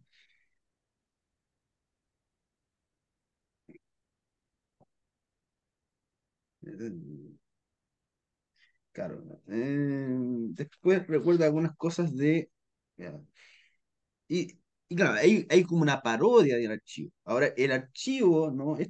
También me trae también al tema de Foucault, digamos, el archivo como centro de representación de la generación, de cómo el poder, digamos, genera a través de las formas discursivas, ¿no? Establece la forma en que, ¿no? Controla, visualiza, controla y, digamos, em, produce, ¿no? Esa relación que se legitima como poder ante los que están dentro de su jurisdicción, por así decirlo. Entonces, eso es lo que más me llamó la atención de esta novela. Entonces, como dice también Carpentier, en un ensayo que habla sobre, ¿no? ¿No? La novela hispanoamericana en vísperas del siglo XX, en que hace como un recuento de la historia de la literatura y su función, de la literatura latinoamericana. Él ya nos llama como a ser como los nuevos cronistas de India. Los escritores tienen que ser los nuevos cronistas de India, porque él, en su fuero, lo que él es el novelista, digamos, no se aparta mucho, digamos, digamos, de la crónica, ¿no? Él establece también que no, que la novela nació con la crónica. Entonces, todos estos elementos, ¿no? Eh, no, eh, están aquí en la novela, están siendo, digamos, o sea, Marta Traba está apelando un poco con la forma muy compleja de narrar que tiene, está apelando como está situado en ese momento, digamos, como una crónica, ¿no? Una cronista, digamos, de lo que está sucediendo en América Latina. Y ahí como que se diferencia un poco de la... Claro, yo dije que había tomado algunos elementos, ¿no? Em,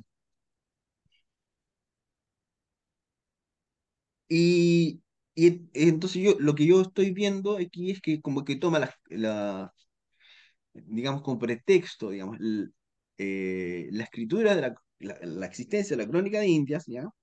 Pero en vez de no narrar un hecho pasado, digamos, como pasa muchas veces en esto, ¿no?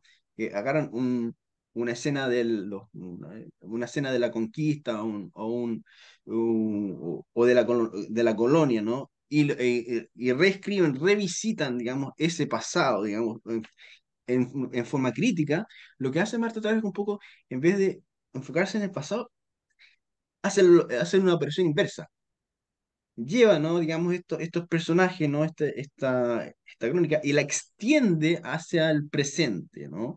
Extiende este estado, digamos, de conquista y colonización hasta el momento presente. Y las temporalidades, por lo tanto, son muy difusas. Mira,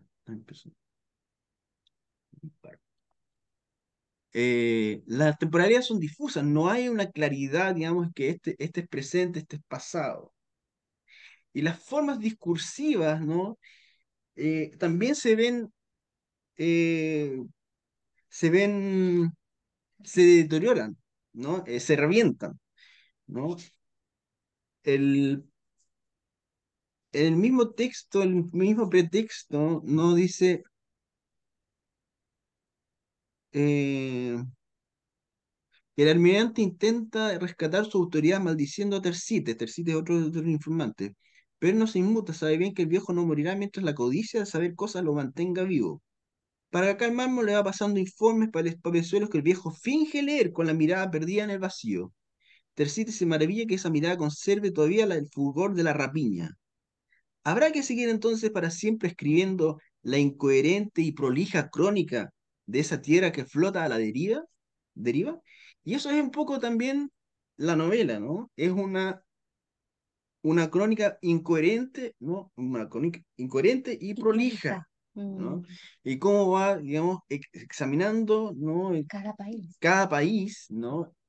¿No? Y va, digamos, haciendo un recuento crítico también de, ¿no? Las distintas ciudades Puerto y Rico. Puerto Rico, Sí. Lima, Colombia, ¿no? Y cómo va conformando, digamos, cómo va ensamblando, ¿no? Estos reportes, crónicas, ¿no? Informes, los va conformando y va uniéndolos en este como friso de América Latina. Y este viaje, eso es como la parte... em, claro. Entonces, claro. Entonces, estos informantes, entonces, primero tenemos un almirante, o sea, el centro de poder que está deteriorado. Esta figura del almirante, un viejo que está alucinando, que no se sabe si está alucinando o no, que ya no hay em, no hay una razón, digamos, o eh, una coherencia, digamos, entre la función que tiene del poder, ¿no? ¿No? Está rota. Y por otro lado, tenemos estos informantes que no saben muy bien lo que tienen que hacer, ¿no? Que Tarea están, de ellos. claro, están metidos como en un círculo vicioso, una máquina en que tienen que entregar informes como sea, ¿no? Y, digamos, esta relación, digamos, este pacto de veracidad histórica también está roto, porque en ese sentido, ¿no? Las crónicas se supone que tienen esta función pragmática, ¿no? ¿No? De relatar hechos, digamos, en eh, relatar los hechos, ¿no? Dar cuenta de una realidad, eh, y que sirve, digamos, para informar, ¿no? En el centro, en el archivo de India, ¿no? Informar y, ¿no? Darle al poder una legitimidad, pero eso está roto. Entonces, ¿qué pasa con los, por ejemplo, Juan Díaz, ¿no? Que representa quizás el Ulises, la relación entre, bueno, en este caso también tenemos que pensar en el otro subtexto que es la Ilíada, relación entre Ulises y Tercites, que es este refractario del poder, este personaje muy extraño que sale también en la Ilíada. ¿Cómo funciona Juan Díaz? Saca historias de la televisión, saca historias de los medios de comunicación, no de recortes de diario. Eh, a veces se mete en la vida las personajes de las personas que están, en las que está, de las que está relatando, digamos, algo, ¿no? Como para hacer la vida más interesante. Pero, ya no me acuerdo muy bien, pero hace cosas, digamos, ¿no? Em, ¿Ya? En cambio, Tercites también, ¿no? Está funcionando como también refractario, ¿no? Se va. Él, digamos, no le preocupa mucho la verdad, ¿no? Él dice en un momento, el viejo, ¿quién va a saber que estamos diciendo la verdad, ¿no? Y su relato, ¿no? Él es como alfabeto, por lo tanto tiene que grabarse, y esta grabación también está, digamos, también representada, tiene que graba cosas y son sueños, son unas especies de relatos de aventura, ¿no? Con elementos de la crónica, digamos, Mm. ¿no? O sea, con elementos de, ¿no? Crónicas eh, factuales, digamos, ¿no? Pero que están totalmente también atravesados por metáforas, por giros temporales, etcétera. ¿Ya?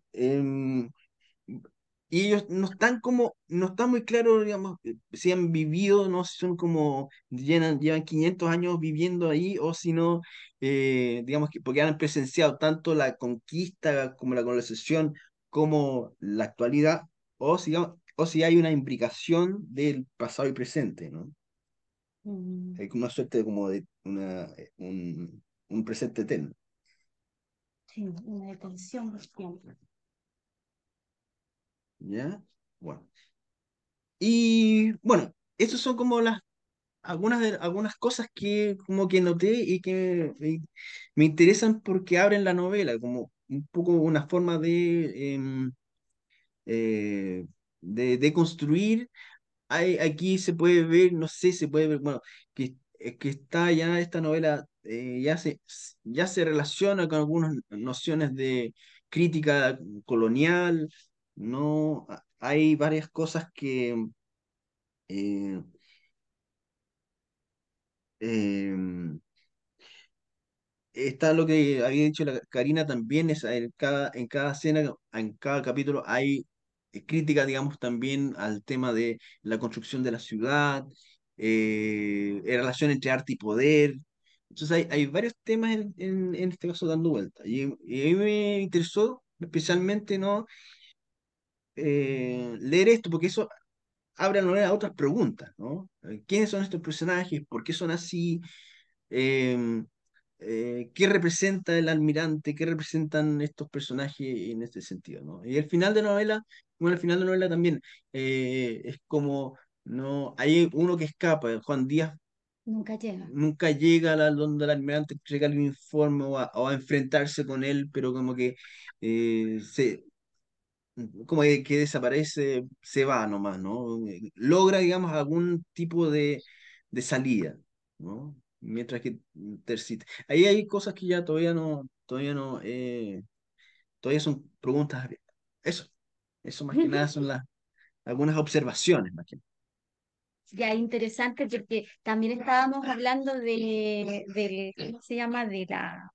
Estuve leyendo lo de Jorge, también lo de la autoficción, cómo se adelanta también esta generación, porque si ya hablas de metaficción y de una nueva novela histórica también, también hay una relación con adelantarse a todo lo que vendrá. O sea, el Claro, concepto de nueva crónica. sí, yo creo que ahí está como que cercano a Abel Pose con el Demián y los Perros del Paraíso, quizás. Sí.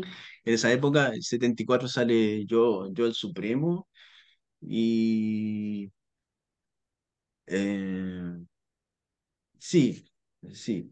Pero yo creo que aquí la diferencia es que Marta Traba en este caso toma la historia, pero da un hueco, mira hacia acá, no mira hacia tanto al pasado, porque agarra el pasado, lo extiende hacia el presente y de ahí como que examina, ¿no? Las conformaciones quizás las formas discursivas del poder, quizás no leyendo a Foucault o algo así.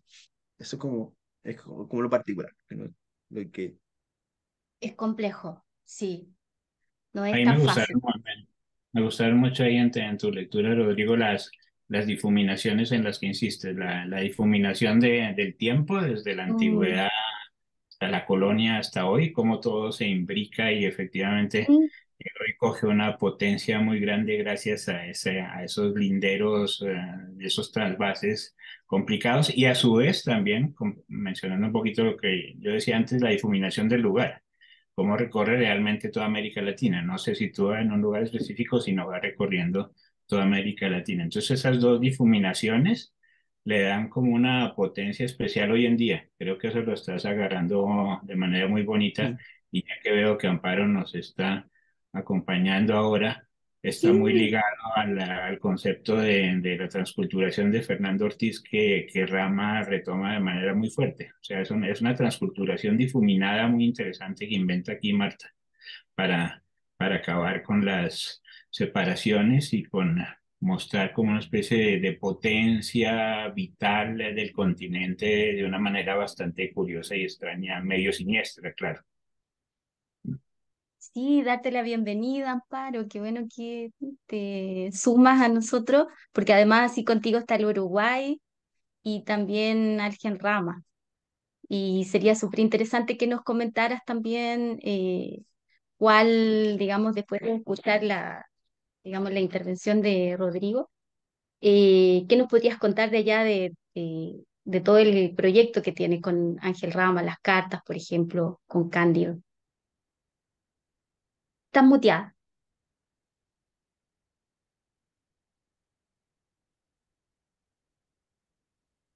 Ahí sí. Tengo problemas de conexión. Ustedes me oyen, sí, me oyen. Bueno, en realidad me sumé sobre la mitad de la intervención de Rodrigo y no tengo como comentarios sobre ello, ¿no? En estos momentos incluso estoy dedicada a transcribir la correspondencia entre Marta y Ángel Ujú. y bueno, es muy emocionante sobre todo para mí y pienso que para Fernando también, porque, bueno, remueve todo un encuentro, momentos complejos. Justo en este momento estaba eh, escribiendo unas cartas en que papá está en Puerto Rico y Marta está en Bogotá, ambos metidos en un mundo muy convulso de las universidades latinoamericanas, que son los años 70, 68, 69, 70, en que realmente entre que no saben dónde estar físicamente, cómo encontrarse, y que además ese mundo está tan agitado y difícil de, de dominar de alguna manera, pues bueno, me Mm. resulta muy emocionante y bueno, y eso se une, digamos, al proyecto que culminé, digamos, con la publicación de las cartas de papá en noviembre del año pasado, que bueno, que sí, es todo un periplo que va desde sus comienzos, siendo un joven de 18 años, que se abren al mundo de la cultura con una ansiedad y con un interés y con una intención muy de mover cimientos, cosa que creo que lo logran hacer en ese momento. Y bueno, y que pasa después por toda su experiencia de trabajo en la editorial Arca, en Marcha, en la capacidad que tuvo Marcha para difundir, digamos, la cultura en, en América Latina, es decir, el hecho de que en Buenos Aires, por ejemplo, se pudieran leer hasta 10.000 ejemplares semanales de esa acción, en donde además ya los escritores latinoamericanos, escritores, periodistas, pensadores latinoamericanos tenían un lugar eh, para escribir, para comunicarse entre ellos, y que allí empieza como esa especie de necesidad que tuvo Ángel de reunir y confrontar y agrupar distintos individuos que tenían distintas maneras de ir viendo América Latina en... ¿Me cortó? ¿Se cortó? Te oímos entrecortado, pero te oímos. ¿Se cortó? Bueno, incluso allí, digamos, están las cartas con Antonio Cándido.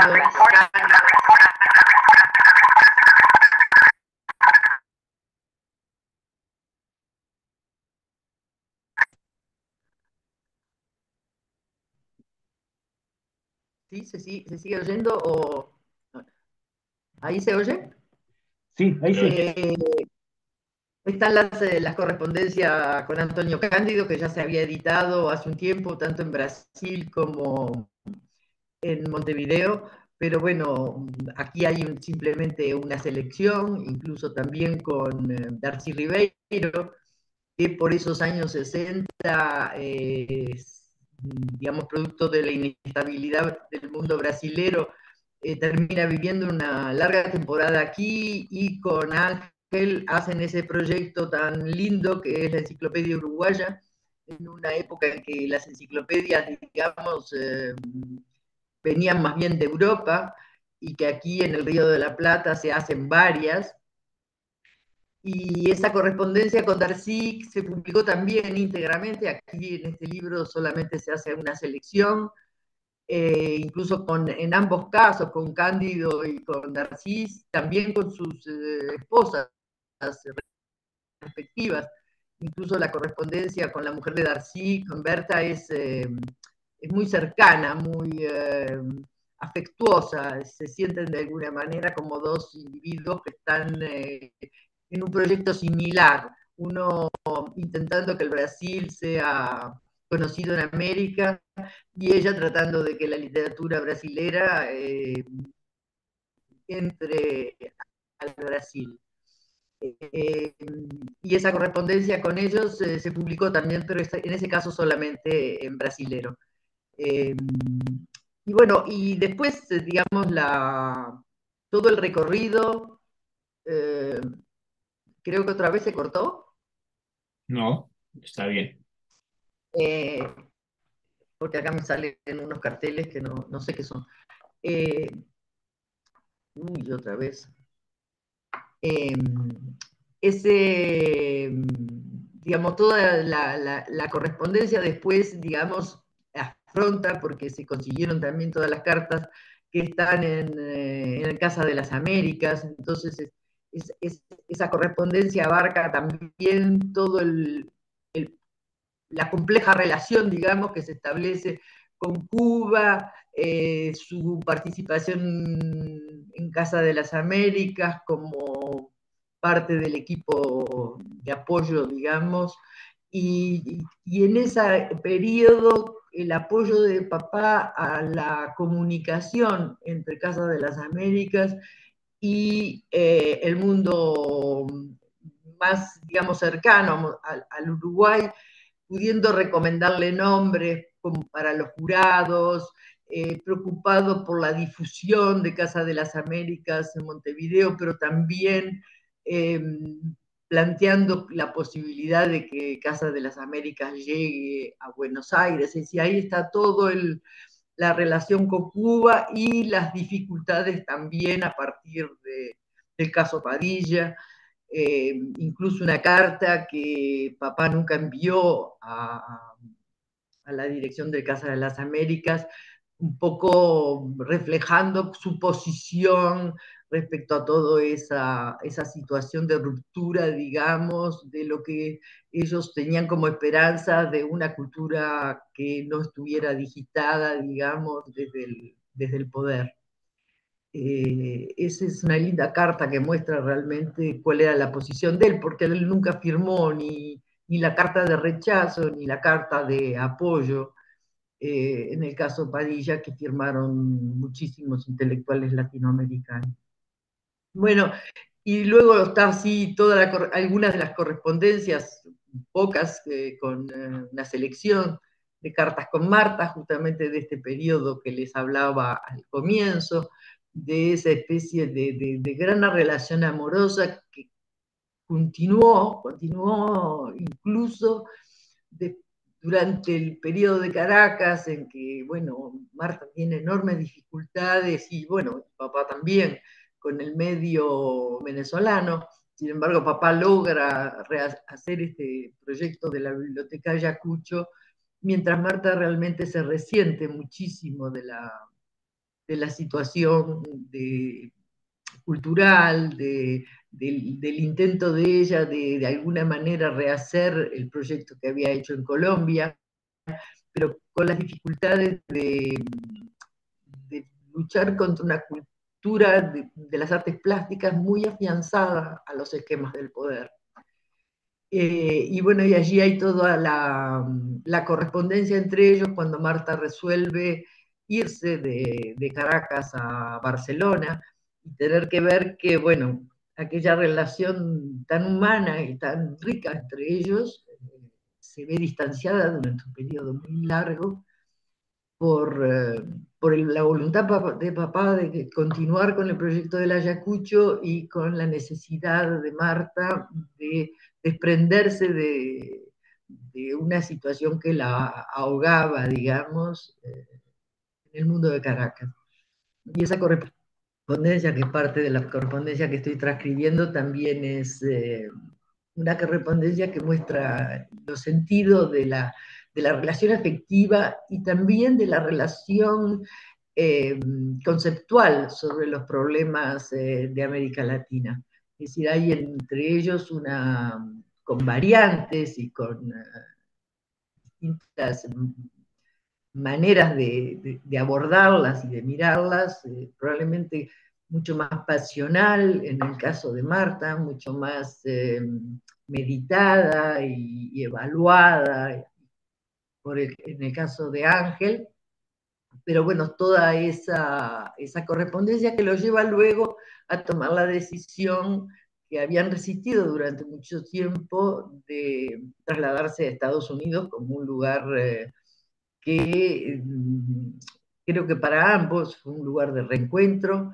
Para papá fue un lugar donde, lo dice en las correspondencias, se sentía como ratón en quesería por la presencia, digamos, del mundo de bibliotecas enorme y el poder estar allí, incluso pensar y ver cómo muchos textos del Ayacucho para las reediciones tenían que volver a ser revisados a la luz de todo el material que se dispone con tanto cuidado y en el mundo universitario norteamericano.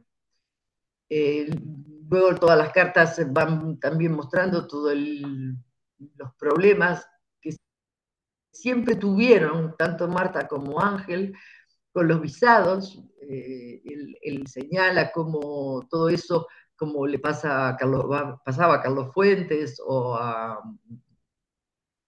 Roa Bastos, son cosas que están unidas al periodo justamente del que hablábamos al comienzo, al periodo de la década del 60, fines de la década del 60, que termina haciéndolos pues, partir a París, eh, que ya es, pues bueno, un intento de radicarse en una ciudad, pero ya con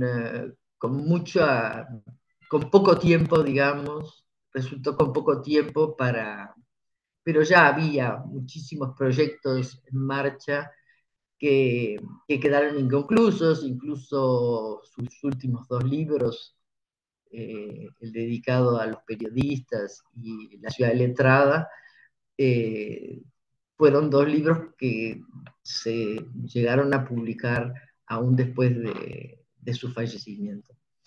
Es un poco apretadito, una especie de panorama de todo lo que este libro abarca, y bueno, es un libro muy voluminoso, tiene 850 páginas, y que se pudo hacer acá en Montevideo gracias a un financiamiento, un fondo concursable que me fue otorgado por el Ministerio de Cultura y que permitió que un libro tan voluminoso pudiera ver la luz y que, bueno, me llevó como cerca de 4 años entre conseguir todo el material, todos los repositorios, porque, bueno, no en el archivo de papá la correspondencia se limita a la correspondencia recibida y muy poca correspondencia mantuvo él copia, salvo cosas un poco excepcionales por requerir de alguna manera de la información que le permitía continuar el diálogo. un poco eso era lo que yo podía aportarles. Yo no pertenezco al mundo de la cultura, sino totalmente otra profesión. Así que bueno, me he visto en la necesidad y en el gusto de hacer este tipo de trabajo. Ay, qué bueno, Amparo, que te hayas sumado. Este es el segundo año que estamos conmemorando este día de lo que se ha llamado, pues, el vuelo maldito de los escritores y hemos pasado un poco digamos, Lalo asumió una parte de la crítica de Manuel Escorza, nos hizo como un comentario con una contextualización. De todas maneras, esto está grabado y también te lo podemos hacer llegar y lo vamos a compartir con muchas otras personas que han querido estar y que por A o B, C, por distintas cosas no han podido estar.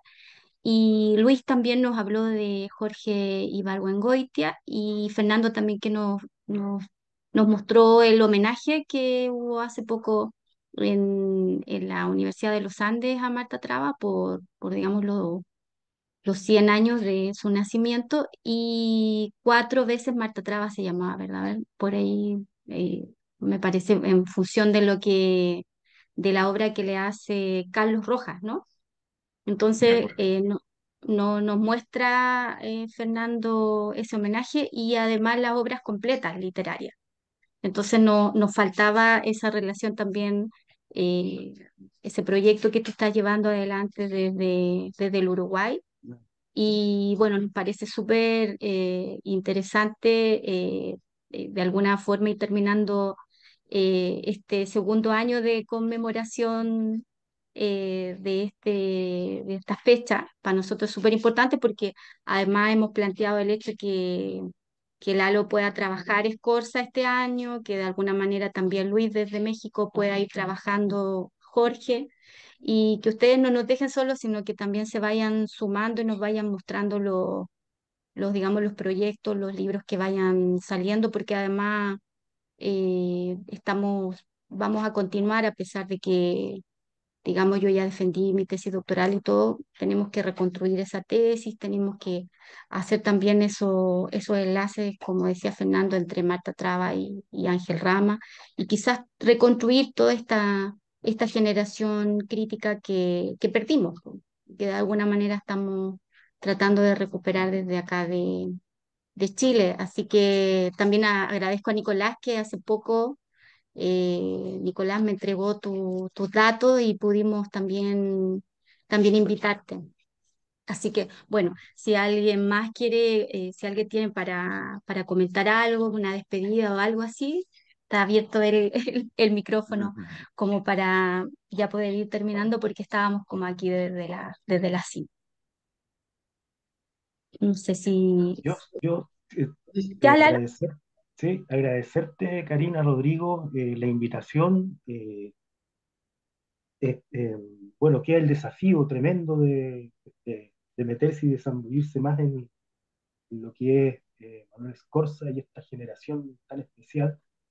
Y claro, escuchando a Amparo, empecé a buscar ahí lo que son las cartas, digamos, de Manuel Escorza. No he encontrado, pero me voy a dar esa tarea porque creo que es interesante poder ver la relación que se establece entre, eh, ya sea entre escritores o artistas en general. Así que Sí, súper agradecido de haber escuchado y de poder participar. sí. Hicimos un No, pero homenaje nada, de yo, alguna Bogotá, manera. una vez más, pues de nuevo a todos los agradecimientos, Karina, todo lo que dije, que de tantas labores que tienes hacia adelante por el futuro de conexión entre Marta y Ángel, gran especialista con tesis sobre ambos, y estaremos pues apoyándote en lo que puedas y confiando en la construcción de la obra literaria de Marta el año entrante en su reedición, la bellísima obra que está planteando Amparo. Será muy bonito un volumen dedicado a Marta y Ángel también en la correspondencia. Y nada, pues hacia adelante. Sí, se complementa con lo que se está haciendo también en Bogotá y tenerlo a los dos para nosotros es un respaldo también, porque ha sido bonito conmemoración en este segundo año. Así que, pucha, espero haber estado a la altura de todas las personas que conmemoramos, porque lo hicimos con mucho cariño y también a ustedes como siendo familiares también nos sentimos más cerca de esas personas también que estamos de alguna forma investigando desde dentro de la academia, de fuera también y con distintas posibilidades, la poesía, la novela, la crítica, todo. Así que igual despedirnos y seguir en contacto seguro vamos a seguir en contacto en este tiempo para todas las cosas que se vayan haciendo. Por ahí está también el Rodrigo peleando un poco con el perro, pero ven a despedirte. Sí, Ya viene a despedirse. yo también me quiero despedir porque como no estuve al principio que no los pude saludar, más vale que me despida. Y bueno, y decirles que el archivo está disponible siempre desde hace muchos años. Han venido muchos investigadores, entre ellos Facundo Gómez, un chico que hizo también su tesis de doctorado eh, en Buenos Aires, en la UBA, sobre Ángel, y que la terminó no hace mucho tiempo, y que han venido varias veces a trabajar incluso publicó ahora en Brasil, en una fundación vinculada a Darcy Ribeiro, una serie de textos de Ángel, poco conocidos, y que bueno, está haciendo una labor de artículos y bastante, pero bueno, está a disposición el archivo, es enorme, y Esos contactos sería bueno tenerlo y pienso en el Memorial de América Latina que también estuve y van a traducir, que se me olvidaba de decir, el Memorial de América Latina a través de Pablo Lanes. Le hicimos llegar las ceremonias del verano y 2 décadas vulnerables y se van a traducir el próximo año también al portugués. Así que ahí sería interesante también porque ahí hay una galería que se llama Marta Traba en el Memorial de América Latina. Entonces estamos haciendo esa relación. Yo no tuve relación con la Fundación Darcy Ribeiro, pero seguro que ahí a lo mejor también tienen contacto a través de ti. Ponerme también en relación porque yo hice mi tesis de magíster en Ángel Rama, poder hacer la relación también con la gente que está trabajando en Argentina y en otras partes, también a Ángel Rama. Y ahí podemos ir haciendo los cruces. bueno, por WhatsApp te mandaré algunas. Ya, Y si no, ahí está por mi el Ulises. saludos. Está medio inquieto. Ya, pues nos despedimos entonces, que estén bien. Despídete, Rodrigo. Chao, un gusto Fernando, entonces, chao. muy bonito, muchas gracias por venir y Y que estén bien. No, muchas Chao, gracias por la invitación. Buenas tardes a chao todos. Luis. Saludos a México, a Chao. Colombia, también un a abrazo a Uruguay, todos. al sur de Chile. Chao, chao. Gracias. Que estén Chao. bien. No, no, no, no finaliza.